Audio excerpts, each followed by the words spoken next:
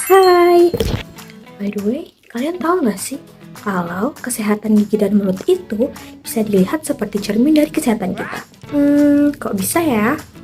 Yuk kita cari tahu.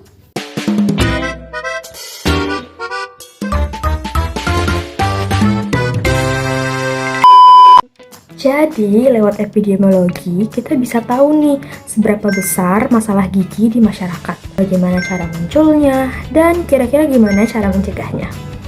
Eits, tapi kita harus tahu dulu nih apa yang dipelajarin dalam epidemiologi gigi dan mulut. Yang pertama, distribusi penyakit. Kita cari tahu dulu masalah gigi muncul di mana, menyerang kelompok umur berapa, laki-laki atau perempuan, dan kira-kira berapa banyak kasusnya. Yang kedua adalah faktor penyebab atau determinants. Kita cari tahu dulu penyebabnya. Apakah karena kebiasaan menggosok gigi yang salah, kebiasaan makan gula yang tinggi, akses ke dokter gigi yang kurang, atau bahkan faktor penyebab penyakit lain. Yang ketiga ada pola dan tren. Kita lihat apakah penyakit tersebut semakin meningkat, menurun, atau hanya terjadi di kelompok tertentu. Dan yang terakhir adalah upaya pencegahan. Epidemiologi membantu kita untuk mendapatkan program yang paling efektif. Contohnya seperti edukasi menyikat gigi, fluoridasi, atau screening. Nah, epidemiologi sangat penting karena sebenarnya penyakit gigi itu dapat dicegah. Dengan data, kita bisa membuat program yang tepat sasaran, mengurangi angka sakit gigi, dan meningkatkan kualitas hidup masyarakat. Karena kalau gigi bermasalah, makan susah, tidur nggak enak, belajar ataupun kerja jadi terhambat, ya kan? Kenapa sih akhir-akhir ini suka muncul garis-garis putih di mulut? Aduh, mana sariawannya perih banget lagi.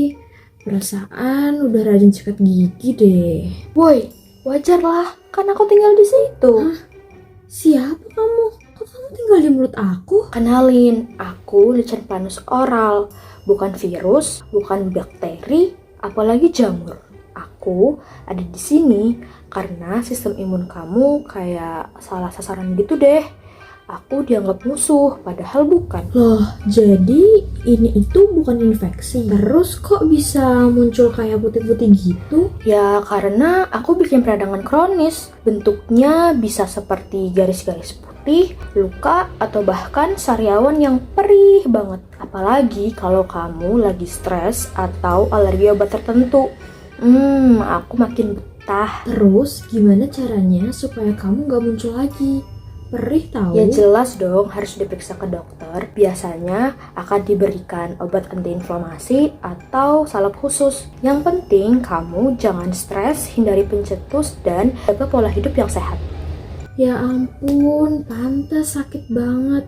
Yaudah deh, habis ini aku bakal langsung cek ke dokter. Iya dong, kalau kamu dirawat dan kesehatan mulutnya terjaga, nantinya aku bakal pergi juga kok.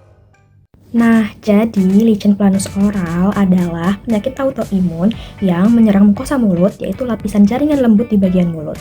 Pada kondisi ini, sistem imun tubuh salah mengenali sel-sel mukosa sebagai musuh lalu menyerangnya. Akibatnya, muncul peradangan. Reaksinya bisa macam-macam, biasanya berupa garis-garis putih seperti anyaman, kemerahan, atau bahkan sariawan besar yang rasanya sangat perih. Penyakit ini bisa muncul kembali atau kambuh ketika kita sedang di tahap stres, alergi terhadap obat tertentu, atau ada iritasi pada mukosa mulut, misalnya dari tambalan gigi tertentu. Jadi memang banyak faktor pencetusnya. Secara global, prevalensinya sekitar 1-2% populasi.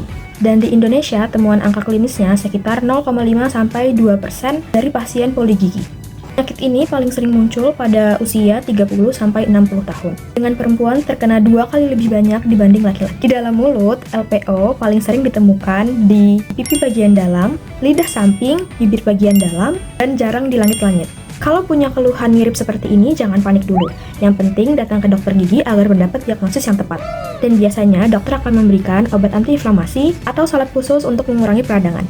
Jadi, kalau garis putih atau sariawan yang muncul nggak sembuh-sembuh, bisa jadi itu lichen planus oral. Tapi tetap harus dicek dulu ya, supaya tidak makin parah.